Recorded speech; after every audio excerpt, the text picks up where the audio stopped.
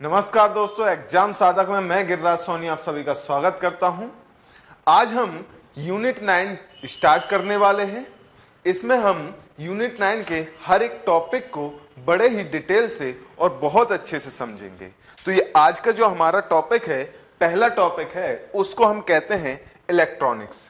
इलेक्ट्रॉनिकी क्या है, इलेक्ट्रॉनिक्स क्या है, इन सारी चीजों के बारे में आज हम विस्तार से चर्चा करेंगे और देखेंगे कि इनमें संभावित क्वेश्चन कितने हो सकते हैं। जो हमारी चर्चा का जो आयाम रहेगा, जिस प्रकार से हम चर्चा करेंगे, वो रहेगा टॉपिक के बारे में विस्तार से चर्चा करना। जैसे यदि इलेक्ट्रॉनिक्स आज का हमारा टॉपिक है तो इलेक्ट्रॉनिक्स कहते किसे हैं, इस बात को हमें समझना होगा। मतलब अवधारणा क्या है उसकी हमें समझना होगा। उसके पीछे यदि कोई पृष्ठभूमि है उसको देखेंगे और उसके संबंध में डिटेल से चर्चा करते हुए आगे बढ़ेंगे। तो चलिए चर्चा को हम शुरू करते हैं। आज की चर्चा हमारी जो शुरू होने वाली है वो इलेक्ट्रॉनिकी या फिर इलेक्ट्रॉनिक्स से स्टार्ट होने वाली है। इसमें हम इलेक्ट्रॉनिक्स के संबंध में विस्तार से चर्चा करने वाले हैं। तो चलिए देखते हैं। जैसा कि आप सभी को पता होगा कि जो इलेक्ट्रॉनिक्स है या इलेक्ट्रॉनिकी है वो आपकी भौतिक विज्ञान के अंदर आता है। तो भौतिक विज्ञान के अंदर भी यह वह शाखा है जो कम विभव या जिसमें उपकरण जो होते हैं वो कम विभव और कम धारा पर आधारित होते हैं। तो इस प्रकार के उपकरण को हम इलेक्ट्रॉनिक उपकरण कहते हैं और इस शाखा को हम इलेक्ट्रॉनिकी कहते हैं। मतलब इलेक्ट्रॉनिक उपकरणों का जिस शाखा के अंतर्गत हम अध्ययन करते हैं उसे ही हम इलेक्ट्रॉनिकी या फिर इलेक्ट्रॉनिक्स कहते हैं। तो यदि आपसे पूछा जाए कि इलेक्ट्रॉनिकी या फिर इलेक्ट्रॉनिक्स क्या है, तो वह एक सब्जेक्ट है जिसके अंदर हम इलेक्ट्रॉनिक का या इलेक्ट्रॉनिक उपकरण हैं उनके सिद्धांत जो हैं उन सारी चीजों के बारे में विस्तार से चर्चा करते हैं या फिर अध्ययन करते हैं। जैसे हम देख लें डायोड, ये भी एक इलेक्ट्रॉनिक उपकरण है। ये किस प्रकार से काम करता है इसके संबंध में चर्चा करेंगे। लेजर होता है, ट्रांजिस्टर जो होते हैं, ये सब आपके इलेक्ट्रॉनिक्स के अंतर्गत आ जाते हैं। जो कि क्या है, ये सारे इलेक्ट्रॉनिक उपकरण हैं। ये इलेक्ट्रॉनिक उपकरण हैं। यदि इनके संबंध में हमें चर्चा करनी है या अध्ययन करना है तो वो हम करेंगे इलेक्ट्रॉनिक्स के अंदर। तो ये थी हमारी इलेक्ट्रॉनिक्स के संबंध में अवधारणा। और इसके संबंध में अवधारणा के बाद अब हम बढ़ते हैं इसकी पृष्ठभूमि की तरफ और हमें देखना होगा कि जो इलेक्ट्रॉनिकी आज की है इसका विस्तार कैसे हुआ। क्योंकि हर एक चीज का जो डेवलपमेंट होता है, विकास होता है, एक स्तर से होता है, स्टेप बाय स्टेप होता है, कुछ पहलुओं से गुजरता है, कुछ नए नए इनोवेशन होते रहते हैं समय समय पर। तो हम उन्हीं को एक एक करके देखते जाएंगे और चर्चा करते जाएंगे जो बहुत ज्यादा महत्वपूर्ण है हमारे। चलिए देखते हैं। सबसे पहले क्या हुआ, 1893 1893 में क्या हुआ, ये टेस्ला साहब जो थे इन्होंने रेडियो संचार का प्रदर्शन किया। मतलब टेस्ला जो थे, आपके निकोलाई टेस्ला जो थे, इन्होंने क्या किया, रेडियो संचार का प्रदर्शन किया। कब किया, 1893 में। उसके बाद 95 में कौन आए, रोंटगन आए और इन्होंने एक्स किरणों की खोज कर दी। उसके बाद क्या होता है, ये एक्स किरणें क्या होती हैं आपने फिजिक्स में बहुत अच्छे से पढ़ी होंगी। और उसके बाद 97 जो है उसमें जे थॉमसन जो आए, उन्होंने इलेक्ट्रॉन की खोज कर दी, जिसके द्वारा ये इलेक्ट्रॉनिक चार्ज होते हैं, जिसके द्वारा विद्युत धारा का प्रवाह संभव होता है। उसके बाद 1904 में 1904 में क्या हुआ कि फ्लेमिंग जो थे, फ्लेमिंग ने, ये फ्लेमिंग है, फ्लेमिंग ने अपनी पहली वैक्यूम ट्यूब का या फिर कहें निर्वात नली का आविष्कार किया। किसका किया, निर्वात नली का आविष्कार किया। इसके द्वारा क्या हुआ, निर्वात नली बन गई। और निर्वात नली बनने के बाद आपकी जो इलेक्ट्रॉनिकी में या इलेक्ट्रॉनिक्स के क्षेत्र में एक बहुत ही बड़ा बदलाव आया।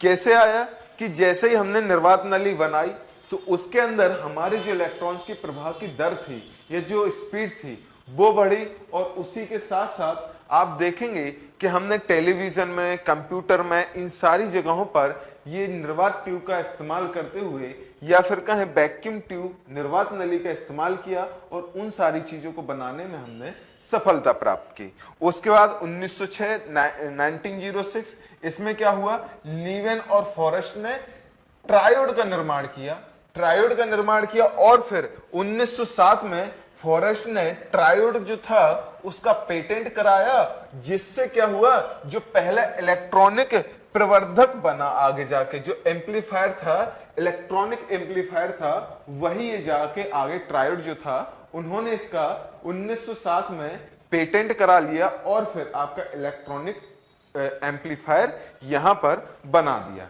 तो यहां तक थी 1907 तक की बात। अब आते हैं 1912, और 1912 में क्या हुआ, 1912 में आपके ये जो फॉरेस्ट थे इन्होंने आर्मस्ट्रांग के साथ मिलकर इन्होंने क्या किया, ट्रायोड ट्यूब का इस्तेमाल करते हुए दौलित्र का निर्माण किया। किसका निर्माण किया, इसके दौलित्र के रूप में इसका इस्तेमाल किया, किसका, ट्रायोड ट्यूब का इस्तेमाल दौलित्र के रूप में किया। उसके बाद 1921 का समय आया और इसमें हॉल साहब जो थे इन्होंने एक निर्वात नली दौलित्र का आविष्कार कर दिया, जिसे बाद में क्या कहा गया, मैग्नेटॉन कहा गया। यदि यहां से आपके क्वेश्चन बनाने की संभावनाएं हो तो एक क्वेश्चन हम ये बना सकते हैं कि मैग्नेटॉन क्या होता है, तो मैग्नेटॉन आपका होता है एक निर्वात नली वाला दौलित्र। क्या होता है, निर्वात नली दौलित्र होता है, जिसे हम क्या कहते हैं, मैग्नेटॉन कहते हैं। 1923 का समय आया। 1923 के समय में क्या हुआ कि आपके ज्योरिन्की जो थे, व्लादिमीर ज्योरिन्की, इन्होंने प्रकाश विद्युत सेल को इलेक्ट्रॉनिक गन के साथ जोड़ दिया। क्या किया, इलेक्ट्रॉनिक गन के साथ इसको जोड़ दिया, और जोड़ने में जैसे ही सफलता प्राप्त हुई और इसके कारण क्या हुआ कि जैसे ही इन्होंने ये जो आपकी निर्वात नली के साथ क्या किया, प्रकाश विद्युत सेलों को इलेक्ट्रॉन गन के साथ जोड़ दिया, और इससे के कारण आपकी टीवी की बैक कैमरा या टीवी की कैमरा ट्यूब बन पाई। ये जो पिक्चर ट्यूब आपकी होती है, टीवी की जो पिक्चर ट्यूब होती है, उसके पीछे एक गन टाइप की लगी होती है जिसे प्रकाश गन कहते हैं, जिसे आप प्रकाश विद्युत सेल की इलेक्ट्रॉनिक गन भी कहते हैं। ये क्या करती है, इसके द्वारा आपको ये जो लाइट मिलती है उसको भेजा जाता है। फिर आता है 1940 का समय। यहां पर क्या हुआ, वार्डन, बैटन और आपके शॉकली, इन्होंने मिलकर डायोड का आविष्कार किया। किसका आविष्कार किया, डायोड का आविष्कार किया, और इसके लिए इन्हें नोबेल पुरस्कार भी मिला था। इन्होंने ये जो डायोड का आविष्कार किया था इसके लिए इन्हें नोबेल पुरस्कार भी दिया गया था, नोबेल पुरस्कार भी दिया गया था। इसके बाद 1946 में निर्वात नली का इस्तेमाल करते हुए पहला सामान्य प्रयोग करने वाला इलेक्ट्रॉनिक कंप्यूटर, जिसे ENICA electronic numerical integrated and computer बनाया गया। कब बनाया गया, पहली बार 1946 में। निर्वात नली का जो निर्वात नली हमने बनाई थी या वैक्यूम ट्यूब जो बनाया था उसका इस्तेमाल करते हुए पहला सामान्य उपयोग वाला इलेक्ट्रॉनिक कंप्यूटर बनाया गया। उसका नाम क्या था, ये ENIAC, ये है इसका शॉर्ट फॉर्म, और इसके फुल फॉर्म की यदि बात करें तो ये होता है electronic numerical integrator and computer. ये बनाया गया, और 1947 में बार्डन और बैटन और आपके शॉकली, इन्होंने ट्रांजिस्टर का भी आविष्कार कर दिया। जैसे उन्होंने 1947 में आपके ट्रांजिस्टर का आविष्कार किया तो फिर क्या हुआ कि ये जो आज के समय में बड़े बड़े जो उपकरण बनाए जाते हैं जिनमें बहुत सारी चीजें हमें फैसिलिटी देखने को मिलती हैं, बहुत सारी चीजें हमें करने को मिलती हैं, पर इनके आकार धीरे धीरे आप देख रहे होंगे छोटे हो गए। पहले का जो आपका कंप्यूटर बनाया गया था वो एक कमरे के बराबर था। जैसे ट्रांजिस्टर का इस्तेमाल किया या ट्रांजिस्टर का आविष्कार हुआ तो उनके जो आकार थे वो छोटे होते चले गए, उनके आकार आपके छोटे होते चले गए। इसके बाद क्या हुआ, इसके बाद हम देखेंगे, इसके बाद आप देख पा रहे होंगे 1958 में आया, और 1958 में आपकी आईसी का आविष्कार हो गया। किसका आविष्कार हुआ, आईसी का आविष्कार हुआ। पहली एकीकृत परिपथ जिसे इंटीग्रेटेड सर्किट भी कहा जाता है इंग्लिश में, इसका आविष्कार किया गया। और यहां पर इनके आविष्कार में जिन साइंटिस्टों का योगदान था वो थे दो। अब तक हमने एक साइंटिस्ट का नाम पढ़ा है या फिर पढ़ते आए हैं, जिनका नाम जैक किल्वी था। लेकिन जैक किल्वी के साथ साथ रॉबर्ट नायर्स जो थे, इन्होंने भी इसका सहयोग किया था। तो यदि आईसी के आविष्कार के संबंध में आपसे पूछा जाए कि इसका आविष्कार किसने किया, और इन दोनों के नाम यदि आपको कहीं देखने को मिल जाए, तो ये दोनों नाम आपके सही है। जैक किल्वी और आपके रॉबर्ट नॉयस, इन दोनों ने मिलकर आईसी की या इंटीग्रेटेड सर्किट जो होता है, इसका आविष्कार किया। उसके बाद क्या होता है, 1959 में आपके अटल्ला ने और डावोन कहंग जो थे, इन्होंने मिलकर ये मोसेफ्ट की जो मोसेफ्ट था, multi semiconductor field effect transistor, इसका आविष्कार किया। इसके आविष्कार के बाद 1971 का दौर आया और पहले व्यापारिक माइक्रो प्रोसेसर इंटेल 4004 का आविष्कार किया गया। किसने किया इसका आविष्कार? हॉफ, मेजोर और आपके फोगेन, इन्होंने मिलकर इंटेल 4004 का आविष्कार किया। तो ये थी यहां तक की जर्नी, ये थी जो विश्व में डेवलपमेंट हुए उनके संबंध में बात। अब आ जाते हैं इलेक्ट्रॉनिक्स के संबंध में भारत में क्या कुछ बदलाव हुए, क्या कुछ आविष्कार हुए समय के साथ, जो विकास हुआ उसको आज हम यहाँ पर थोड़ा सा समझेंगे। 1970 में क्या हुआ, इलेक्ट्रॉनिक विभाग की स्थापना की गई। इलेक्ट्रॉनिक्स विभाग की स्थापना की और इसके पहले अध्यक्ष जो थे वो NGK मेनन को बना दिया गया। और इसी के साथ भारत में सबसे पहले 1970 में ही प्रथम बार या सबसे पहली बार ट्रांजिस्टर का भी प्रयोग किया गया। उसके बाद क्या होता है, उसके बाद 1974 में सेल, जिसे सेंट्रल इलेक्ट्रॉनिक्स लिमिटेड, इसकी स्थापना की गई, जिसकी स्थापना कहां पर की गई, आपकी गाजियाबाद में की गई। 1984 में क्या हुआ, समीर की स्थापना की गई। इस बात को ध्यान रखना, समीर का फुल फॉर्म बहुत सी बार पूछा जा चुका है और अभी भी संभावना है कि इसके फुल फॉर्म को पूछ लिया जाए। तो इसका फुल फॉर्म क्या है, society for applied microwave electronics engineering and research, इसका फुल फॉर्म है। इस संस्था की स्थापना 1984 में की गई थी। 1985 में क्या हुआ, 1985 से लेकर 90 के मध्य 7वीं पंचवर्षीय योजना के दौरान भारत सरकार ने जो इलेक्ट्रॉनिक्स इंडस्ट्री है उसको बहुत ज्यादा प्रोत्साहन दिया, उनमें बहुत सारी मदद किए, उनमें बहुत सारा बजट भी पास किया इलेक्ट्रॉनिक्स इंडस्ट्रीज को बढ़ावा देने के लिए। तो यहाँ पर ये भारत के कुछ बदलाव थे, कुछ डेवलपमेंट थे और उसी के क्रम में आगे बढ़ते हैं।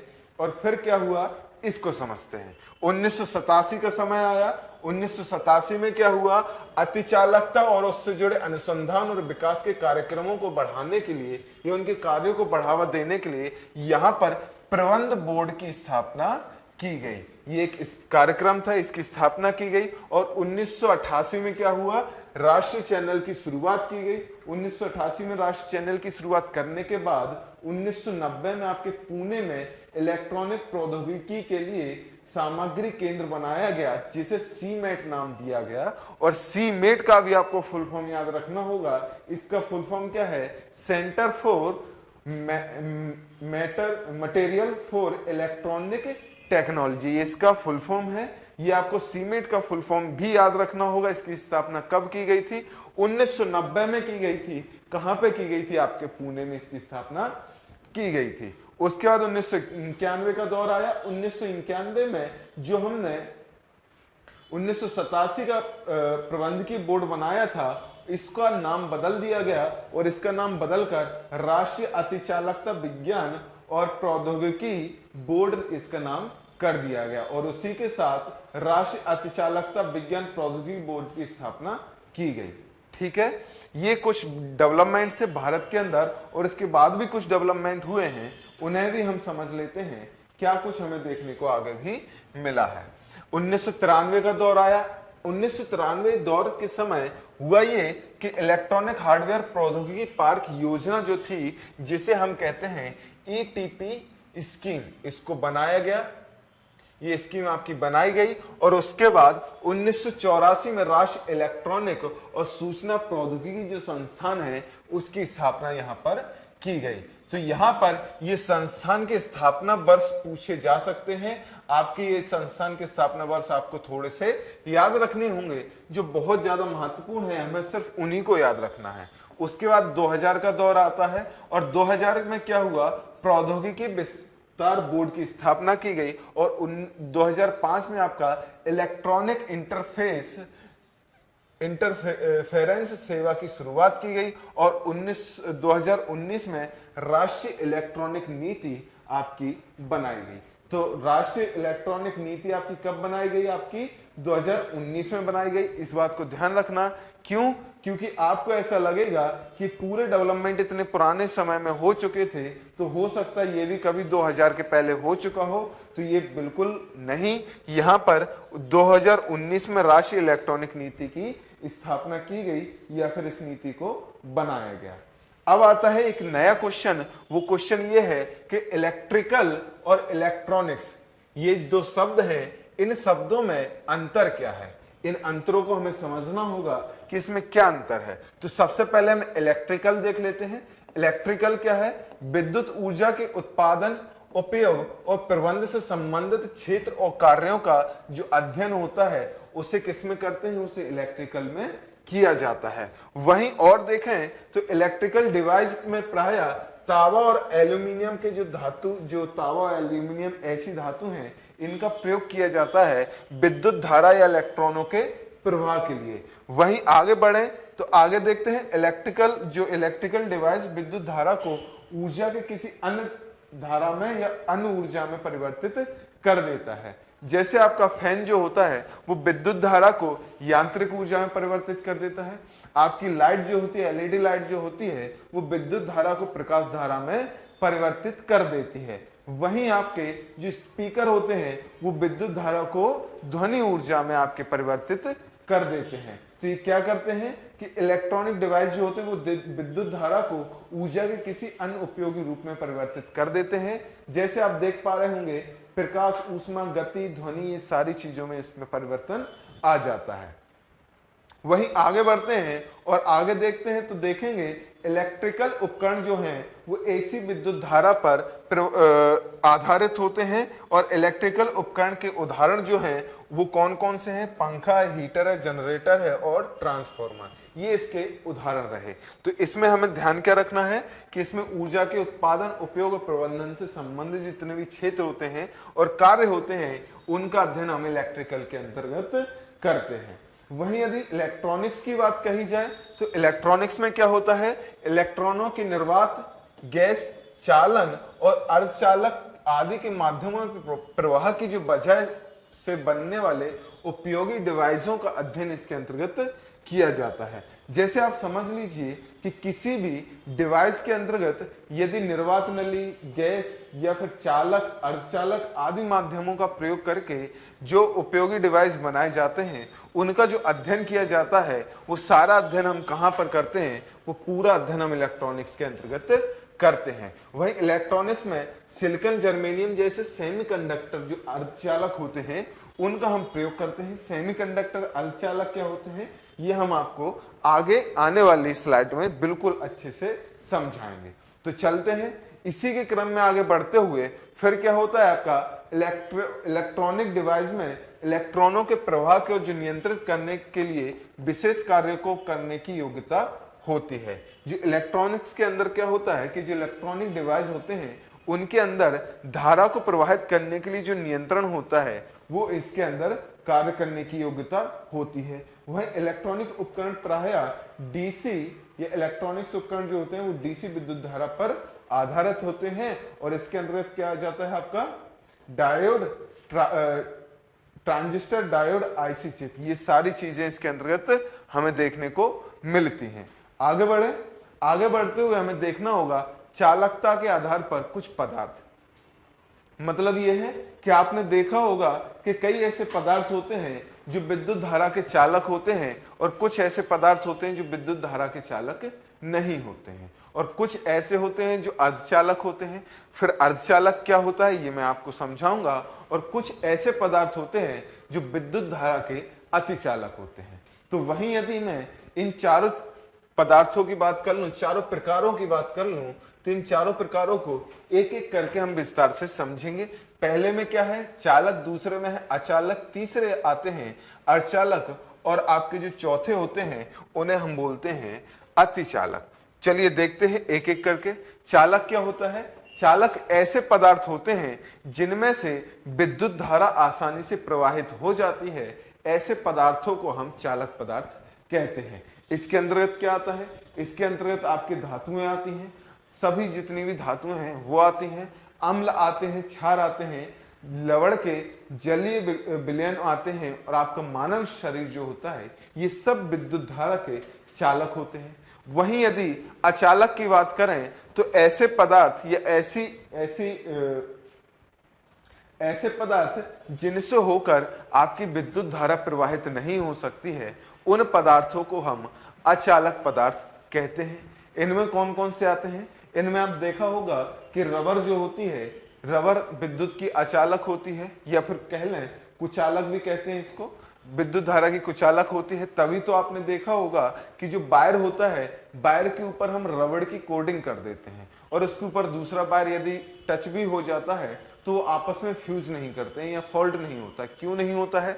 क्योंकि उसके ऊपर जो रबड़ चढ़ी हुई है वो विद्युत धारा की कुचालक है या अचालक है, नॉन कंडक्टर है। नॉन कंडक्टर है इसका मतलब यह है कि उसमें से विद्युत धारा प्रवाहित नहीं हो सकती है।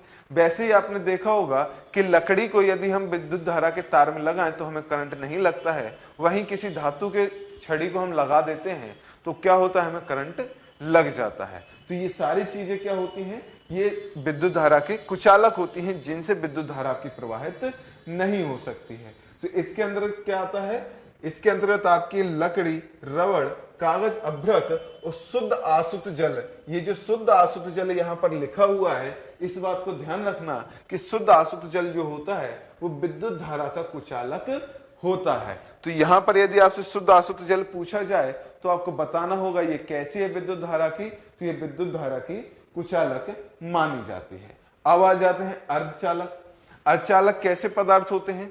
अर्धचालक ऐसे पदार्थ होते हैं जिनमें चालकता और अचालकता या कुचालकता दोनों की जो विशेषताएं होती हैं, जो गुण होते हैं, विद्यमान रहते हैं। तो क्या होता है? इनमें चालकता और कुचालकता दोनों के गुण मौजूद होते हैं, अचालक कहलाते हैं। ऐसे ठोस पदार्थ जिनकी ऊर्जा बैंड संरचना में कुचालकता की तरह होते हैं उन्हें हम क्या कहते हैं? कुछ अर्धचालक पदार्थ कहते हैं। परम शून्य ताप पर इनका संयोजन बैंड पूरा हो जाता है और यह पूरी तरह भर जाता है और ये विद्युत धारा के चालकता का जो विद्युत धारा के आगे चल के ये चालक हो जाते हैं, जिसके कारण इसमें विद्युत धारा प्रवाहित हो जाती है। तो फिर यदि अर्धचालक पदार्थों की बात कर लें तो अर्धचालक पदार्थ कौन कौन से होते हैं? आपके सिलिकॉन होते हैं, जर्मेनियम होते हैं, कैडमियम आपकी क्या होते हैं? विद्युत धारा के आपके अर्धचालक होते हैं, या फिर कह लें सेमीकंडक्टर होते हैं। सेमीकंडक्टर ऐसी धातुएं होती हैं, इसको एक साधारण परिभाषा में समझें तो ऐसी धातुएं होती हैं जिनमें चालकता या चालक और कुचालक दोनों पदार्थों के जो गुण हैं वो विद्यमान रहते हैं। मतलब ये है कि परम शून्य ताप पर क्या होते हैं? ये क्या करते हैं? परम शून्य ताप पर इनके जो वो होते हैं आपके बैंड जो होते हैं, ऊर्जा बैंड जो होते हैं, वो पूरी तरीके से भर जाते हैं और ये विद्युत धारा के चालक हो जाते हैं। वैसे जैसे जैसे इनका आप तापमान बढ़ता जाता है तो इनकी प्रतिरोधकता बढ़ जाती है, इनकी चालकता धीरे धीरे कम होने लग जाती है और ये कुचालक या अचालक पदार्थों की भांति व्यवहार करने लग जाते हैं। अब हम आगे बढ़ते हैं। आगे बढ़ते हुए हम अतिचालक या सुपर कंडक्टर की ओर चलते हैं। इसमें क्या होता है? वैसे पदार्थ जिनमें अति निम्न ताप पर धारा प्रवाहित करने पर बिना प्रतिरोध के धारा प्रवाहित होती रहती है, उन्हें हम क्या कहते हैं? उन्हें हम अतिचालक कहते हैं। मतलब ये कि ऐसे पदार्थ जिनमें से हम विद्युत धारा प्रवाहित करें तो विद्युत धारा बिना किसी प्रतिरोध के, मतलब बिना किसी रुकावट के आसानी से प्रवाहित होती रहे, उसका जो क्षय है वो शून्य हो, नगण्य हो, तो ऐसे पदार्थों को हम अतिचालक पदार्थ कहते हैं। इनमें कौन कौन से आते हैं? बोरियम आते हैं, थैलेमन जो है वो, थैलेमस जो है वो भी इसके अंतर्गत आता है। अब हम आ जाते हैं अतिचालकता। अतिचालकता फिर क्या होती है? अतिचालकता, जो अतिचालक पदार्थ होते हैं उनके जो गुण होते हैं उन्हें हम अतिचालकता कहते हैं। मतलब ये कि ये जो विद्युत धारा प्रवाहित करने की जो गुण उनके अंदर है कि बिना प्रतिरोध के ये गुण ये विद्युत धारा को आसानी से प्रवाहित करते हैं, तो इसी गुण को उस पदार्थ की अतिचालकता कहते हैं। कम ताप पर पदार्थ की प्रतिरोधकता का एकाएक शून्य हो जाने की घटना को प्रतिचालकता कहते हैं। मतलब जब किसी पदार्थ के अंदर जो प्रतिरोध है वो शून्य हो जाता है तो उस पर क्या होता है, उसे हम कहते हैं अतिचालकता का गुण। इसकी खोज 1911 में वैज्ञानिक ओन्स थे, इन्होंने की थी। अतिचालकता का उपयोग जो किया जाता है वो कहां किया जाता है? प्रबल विद्युत चुंबक बनाने में, हाई स्पीड कंप्यूटरों को बनाने में, विद्युत पावर भेजने में और उच्च ऊर्जा युक्त कणों की भौतिक शोध, इन सारी चीजों में हम अतिचालकता का उपयोग करते हैं। अतिचालक पदार्थों का भी उपयोग यहाँ पर किया जाता है। अब आगे बढ़ते हैं और आगे बढ़ते हुए हम इलेक्ट्रॉनिक्स में जो उपकरण पढ़ेंगे वो कौन कौन से उपकरण हैं इनके संबंध में भी थोड़ी थोड़ी चर्चा करेंगे। ये हमने 10 या 11 जो डिवाइस लिए हैं, उपकरण लिए हैं, इनको यहाँ पर इसलिए लिए हैं क्योंकि यदि आप इलेक्ट्रॉनिक्स के सब्जेक्ट को पढ़ेंगे और जो टेक्निकल सब्जेक्ट से होंगे उनको पता होगा कि ये बहुत बेसिक चीजें हैं और इनसे क्वेश्चन आपके कई बार देखने को भी मिलते हैं। क्योंकि क्या है कि डायोड आपसे बहुत आसानी से पूछा जा सकता है, ट्रांजिस्टर क्या होता है वो भी पूछा जा सकता है, कैपेसिटर किस तरीके से काम करता है, ये क्या होता है, इसकी विशेषता क्या होती है, ये आपसे आसानी से पूछे जा सकते हैं। तो ये बेसिक है, तो इसलिए इनको हमें यहाँ पर समझना होगा और इनके संबंध में चर्चा करनी होगी। तो चलते हैं, सबसे पहले हम देखेंगे डायोड किसे कहते हैं। हम देखते हैं डायोड क्या है। यह ऐसे इलेक्ट्रॉनिक कंपोनेंट हैं, मतलब ऐसे उपकरण हैं जो करंट को केवल एक ही दिशा में जाने देते हैं, उनको हम क्या कहते हैं, ये जाने की अनुमति देते हैं, इनको डायोड कहते हैं। डायोड का उपयोग जो है वो वोल्टेज रेगुलेटर के रूप में भी किया जाता है। डायोड बनाने के लिए हम सिलिकॉन, जर्मेनियम जैसे ये क्या थे, आपके अर्धचालक थे। तो ऐसे सेमीकंडक्टरों का जो डायोड जो होते हैं, तो उनको बनाने के लिए जो हम पदार्थों का इस्तेमाल करते हैं वो किसका इस्तेमाल करते हैं? अर्धचालक का या सेमीकंडक्टर का इस्तेमाल किया जाता है। अब वहीं अगर देखें डायोड के प्रकारों को, तो डायोड कुल 6 प्रकार के होते हैं। पहला कौन सा है? रेक्टिफायर है, दूसरा जीनर है, तीसरा लाइट डायोड होता है और चौथा यदि आप देखेंगे तो इसे बैरेक्टर डायोड बोला जाता है। पांचवा आपका फोटो डायोड है और छठवा आपका टनल डायोड होता है। तो ये आपको प्रकार मैंने इसलिए बताए हैं क्योंकि हो सकता है कभी आपसे ये पूछा जाए कि निम्न में से कौन सा डायोड का प्रकार है या फिर डायोड का प्रकार नहीं है। तो आपको इन 6 डायोडों का जब नाम याद होंगे तो आप आसानी से उनमें से डायोड को पहचान पाएंगे। तो चलिए आगे बढ़ते हैं। 6 जो डायोड के प्रकार हैं इनके संबंध में भी थोड़ी थोड़ी हम चर्चा कर लेते हैं। पहला देखें कौन सा है? रेक्टिफायर डायोड है। इसका उपयोग किसके लिए करते हैं? इसमें एसी वोल्टेज को डीसी वोल्टेज में बदलने के लिए इसके उपयोग किया जाता है, इसलिए इसे रेक्टिफायर डायोड कहते हैं। इसका उपयोग बैटरी एलिमेंट बनाने तथा विभिन्न प्रकार की जो पावर सप्लाई सर्किट्स होते हैं उनमें इसका प्रयोग किया जाता है। तो यदि आपसे पूछा जाए कि रेक्टिफायर डायोड का इस्तेमाल कहाँ किया जाता है, तो वो उपयोग किया जाता है एसी वोल्टेज को डीसी वोल्टेज में बदलने के लिए इसका उपयोग किया जाता है। वहीं अगर आप जीनर डायोड देखें तो इसे एवलांची डायोड भी कहते हैं। इसका मुख्य काम क्या है कि इसका मुख्य काम डीसी वोल्टेज को रेगुलेट करना होता है। मतलब ये जो डीसी वोल्टेज होता है ये उसे रेगुलेट करता है, एकदम से आ जाने वाली वोल्टेज से बचने के लिए इसका उपयोग किया जाता है। मतलब यदि वोल्टेज में फ्लक्चुएशन हो रहा है और अचानक से कोई वोल्टेज आ जाता है तो ये जीनर डायोड जो होते हैं ये आपकी जो परिपथ होता है या फिर कहें जो उपकरण होते हैं, जो आपका कंप्लीट कोई चीज है, आपका कोई इलेक्ट्रॉनिक सामान है, उसकी सुरक्षा करता है। क्यों करता है? क्योंकि अचानक से आने वाले वोल्टेज को यहाँ पर ये बचा लेता है। अब आगे देखते हैं, अगले प्रकार में हम जाएंगे तो अगला आपका है लाइट इमिटिंग डायोड, जिसे आप एलईडी के नाम से भी जानते हैं। इसमें क्या होता है, यह विद्युत धारा को प्रवाहित करते हुए प्रकाश धारा में परिवर्तित कर देता है। तो इसमें विद्युत धारा प्रवाहित करने वाला प्रकाश उत्सर्जित करता है। यह काफी कम मात्रा में खपत होती है, इसलिए आजकल इसका घरों में उपयोग बढ़ गया है। तो आपने देखा होगा कि पहले 100 वॉट के बल्ब आते थे, फिर क्या हुआ, फिर CFL आई और उसके बाद आपके एलईडी बल्ब आने लग गए, एलईडी ट्यूब आने लग गई।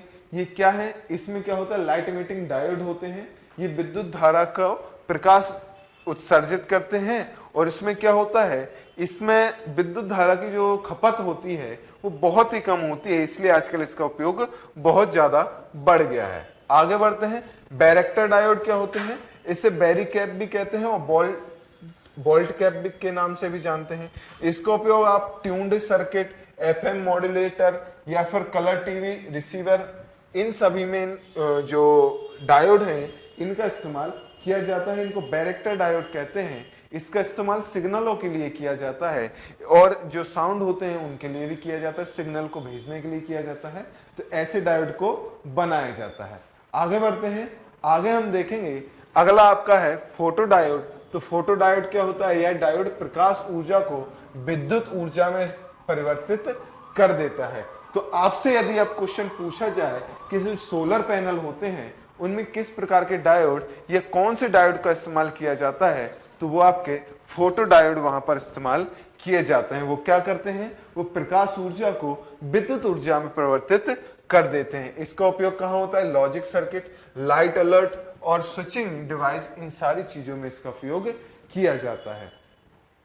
आगे देखेंगे टनल डायोड जो होते हैं, इसमें इम्प्योरिटीज जो होती हैं, अशुद्धियां जो होती हैं, उनकी अधिक मात्रा होने के कारण जंक्शन ब्रेक जो होता है वो आसानी से डाउन हो जाता है और इसका उपयोग high frequency circuit, computer switching और विभिन्न लॉजिक जो गेट होते हैं या सर्किट जो होते हैं उनमें इनका प्रयोग किया जाता है। मतलब ये है कि जो टेक्निकल वाले होंगे वो समझ गए होंगे, जो नॉन टेक वाले हैं उनको बस इतना मैं समझा देना चाहता हूँ।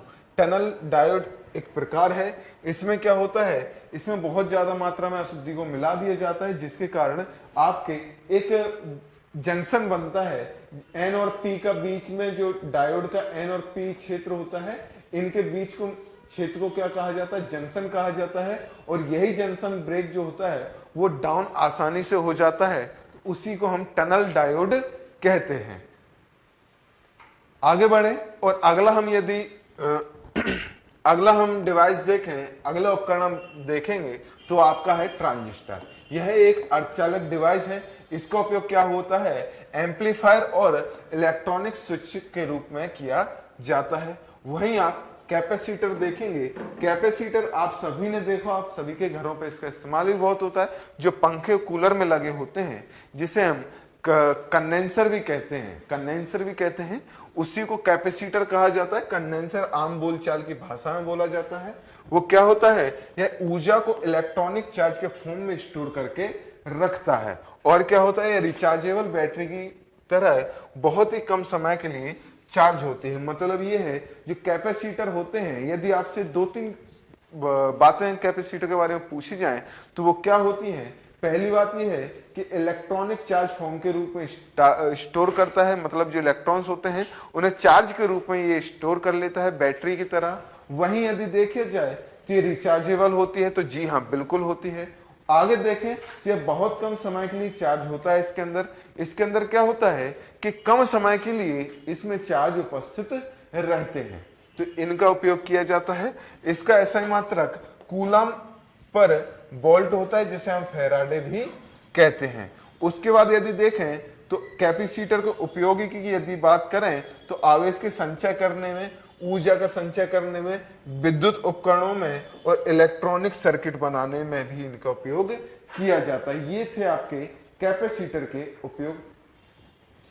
अब हम आगे देखें तो आगे हमें देखना होगा रेक्टिफायर कि रेक्टिफायर क्या होते हैं। रेक्टिफायर एक ऐसे डिवाइस होते हैं जो एसी वोल्टेज को डीसी वोल्टेज या फिर आपके डायरेक्ट करंट में बदलने का काम करते हैं। कौन करते हैं, आपके दिष्टकारक या फिर रेक्टिफायर। वहीं यदि प्रतिरोध देखें, रजिस्टर देखें, तो रजिस्टर क्या होते हैं? रजिस्टर ऐसे उपकरण होते हैं जो क्या करते हैं कि विद्युत धारा के प्रवाह को नियंत्रित करते हैं। मतलब जितना ज्यादा रेजिस्टेंस होगा तो आपका विद्युत धारा उतनी ही कम या इलेक्ट्रॉन्स जो हैं उतनी ही कम जा पाएंगे। मतलब ये ब्रेकर का काम करते हैं, एक गेट का काम करते हैं जो क्या करते हैं? विद्युत धारा की सप्लाई को नियंत्रित करते हैं। रजिस्टर करंट के प्रवाह को नियंत्रित करता है और यह सर्किट के अंदर वोल्टेज के स्तर को कम करता है। जब भी सर्किट के अंदर आप वोल्टेज को भेजेंगे और उसके पहले यदि आपका रजिस्टर लगा हुआ है, प्रतिरोध है, तो वो अंदर जाने वाले जो वोल्टेज होता है उसको नियंत्रित करता है, उसमें कमी करता है। इलेक्ट्रॉनिक पावर को भंग करने के लिए हाई पावर वाले रजिस्टर का प्रयोग किया जाता है। यदि किसी भी इलेक्ट्रॉनिक पावर को भंग करना या खत्म करना है तो उसके लिए क्या करना होगा? हमें उसके आगे एक हाई पावर वाला क्या करना होगा? रजिस्टर का उपयोग करना होगा। तो उससे क्या होगा कि जो विद्युत विभव है, विद्युत धारा का प्रवाह है, वो न्यूनतम हो जाएगा और वो खत्म हो जाएगा और इसके कारण आपका विद्युत धारा का प्रवाह जो है वो खत्म हो जाएगा और उसके कारण विद्युत धारा हमें प्राप्त नहीं होगी। अब आ जाते हैं आईसी चिप, जिसे इंटीग्रेटेड सर्किट भी कहा जाता है। इसके संबंध में हमने देखा था, इसका आविष्कार किसने किया था? इसका आविष्कार 1958 में किल्वी और नोयस ने किया था। ये क्या होते हैं? ये अर्धचालक सिलिकॉन की बनी हुई छोटी चिप होती है जिस पर इलेक्ट्रॉनिक कंपोनेंट जुड़े रहते हैं। पहली बार आईसी चिप का उपयोग तीसरी पीढ़ी के कंप्यूटर में किया गया था। ये क्वेश्चन बहुत ज्यादा जरूरी है। हम कंप्यूटर की पीढ़ियों को तो पढ़ लेते हैं पर हम कभी ये नहीं देखते कि आपके जो आईसी का इस्तेमाल होने लग गया था वो कौन सी पीढ़ी के कंप्यूटर में होना स्टार्ट हो गया था। तो वो आपका था तीसरी पीढ़ी के कंप्यूटर में। इसे माइक्रोचिप, सिलिकॉन चिप या केवल चिप भी कहा जाता है। तो ये इसके नाम हैं जिन्हें आम बोलचाल के नामों में हम चिप कह देते हैं। चिप के नाम से बुलाते हैं, उसी को हम आईसी कहते हैं। उसी जो सिलिकॉन चिप कहते हैं उसे माइक्रोचिप भी कहा जाता है। आगे बढ़ते हैं हम आगे देखेंगे कि माइक्रो प्रोसेसर क्या होते हैं। माइक्रो प्रोसेसर यह एक डिजिटल इलेक्ट्रॉनिक्स डिवाइस है जिसमें हजारों ट्रांजिस्टरों का आईसी चिप के रूप में प्रयोग किया जाता है या फिर उपयोग किया जाता है। उसे हम क्या कहते हैं? उसे माइक्रो प्रोसेसर भी कहा जाता है। इसमें क्या होता है? माइक्रो प्रोसेसर को सीपीयू चिप के नाम से भी जाना जाता है। जो आपके कंप्यूटर सिस्टम में इस्तेमाल होते हैं उनमें सीपीयू चिप आपको देखने को मिलते होंगे। ये माइक्रो प्रोसेसर ही होते हैं। माइक्रो प्रोसेसर का उपयोग कंप्यूटर, टेलीफोन, कैलकुलेटर, डिजिटल घड़ी आदि इन सभी चीजों में किया जाता है। अब आ जाते हैं इन्वर्टर। इन्वर्टर आप में से सभी लोगों ने देखा होगा, आप सभी के घरों में होगा। ये क्या करती है? ये जो डीसी वोल्टेज होता है उसे एसी वोल्टेज में परिवर्तित कर देता है। इसका काम क्या होता है? जो बैटरियों में डीसी वोल्टेज आपके स्टोर रहती है उसे एसी वोल्टेज में परिवर्तित कर देता है और ये रिचार्ज भी करती है बैटरी को। ये भी एक इसका काम है। तो ऐसे इलेक्ट्रॉनिक डिवाइस जो पावर को स्टोर करने के लिए उपयोग किए जाते हैं उन्हें हम इन्वर्टर कहते हैं। यह डीसी धारा को एसी धारा में परिवर्तित करता है। अगर हम देखें, एक कुंवर सचदेव जी थे, उनको इन्वर्टर मैन ऑफ इंडिया के नाम से भी जाना जाता है। ये एक मिसलेनियस फैक्ट था, इसलिए यहां पर आपके साथ मैंने साझा कर दिया है। आगे बढ़ते हम देखेंगे अगला हमारा जो डिवाइस है वो आपका है मदरबोर्ड। कि मदरबोर्ड क्या होता है? आपने देखा होगा कि आपका मोबाइल जब गिर जाता है या फिर फेंक दिया जाता है, टूट जाता है, यदि मदरबोर्ड को डैमेज हो जाता है तो आपका पूरा जो डिवाइस होता है, जो भी इलेक्ट्रॉनिक डिवाइस है, वो खराब हो जाता है। तो मदरबोर्ड क्या होता है? एक मेन प्लेट होती है किसी भी डिवाइस के अंदर। एक जो मेन प्लेट होती है जिसमें सारे परिपथ जुड़े होते हैं आपके, चाहे वो इनपुट परिपथ हो, आउटपुट परिपथ हो, मेमोरी हो, माइक्रो प्रोसेसर हो या कोई और प्रोसेसर वगैरह जो भी हो, सर्किट वगैरह हो, डायोड हो, वो सब उसी से जुड़े रहते हैं। तो ये क्या होती है? मदरबोर्ड कंप्यूटर का मुख्य पटल होता है जिसके द्वारा कंप्यूटर के सभी input device, output device, memory computer से जुड़े रहते हैं। मदरबोर्ड को सिस्टम बोर्ड भी कहा जाता है। यह हाई प्लास्टिक का बना प्रिंटेड सर्किट होता है। प्रिंटेड सर्किट का मतलब क्या होता है ये मैं आपको बता देना चाहता हूं। कभी कभी आपने कभी देखा होगा, कोई कोई मदरबोर्ड आपने कभी निकाल के देखा होगा, तो ग्रीन कलर का आपने अक्सर कर देखा होगा, ग्रीन कलर का होता है, उसमें कई धारियां ऐसी जाती हैं, धारियां ऐसी कहीं जा रही होती हैं। इस प्रकार की जो धारियां होती हैं वो आपने देखा होगा मेटल की होती हैं, मेटल की धारियां होती हैं। ये ही धारियों को हम प्रिंटेड कहा या प्रिंटेड बोर्ड या प्रिंटेड सर्किट भी कहते हैं।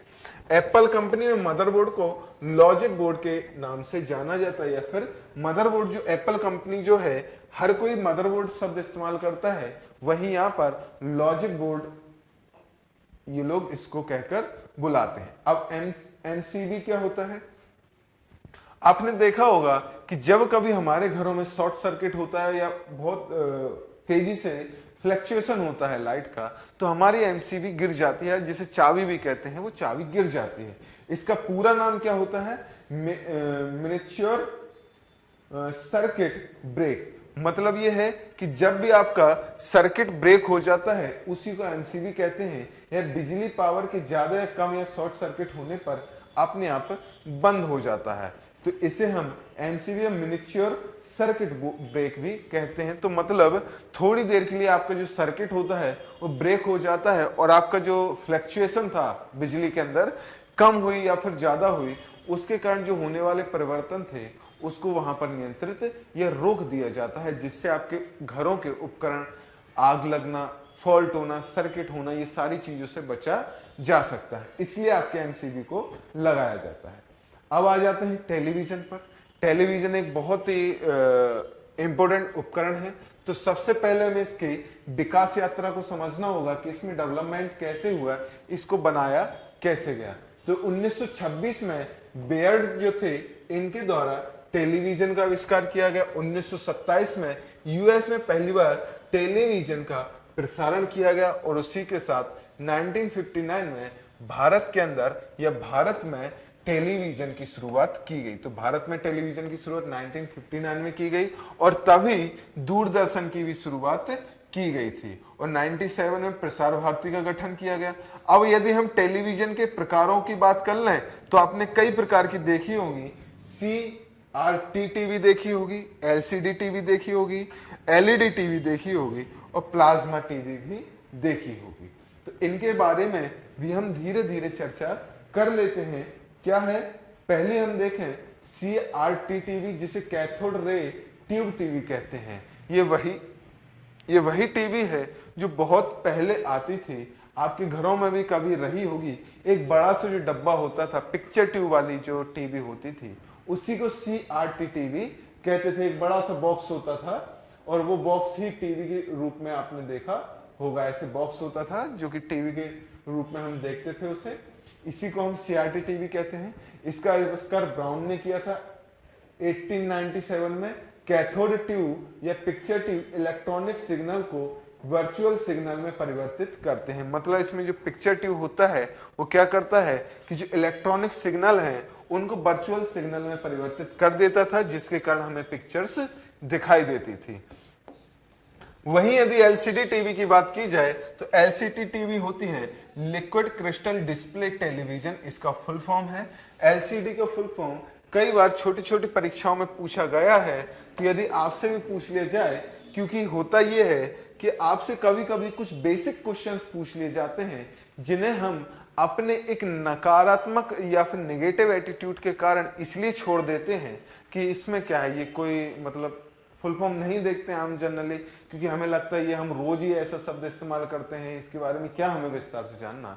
तो कभी कभी ऐसे क्वेश्चंस भी बहुत सिंपल होते हैं, छोटी परीक्षाओं के लायक होते हैं, और कभी कभी ऐसे क्वेश्चंस को डाल दिया जाता है आपकी भी परीक्षा में।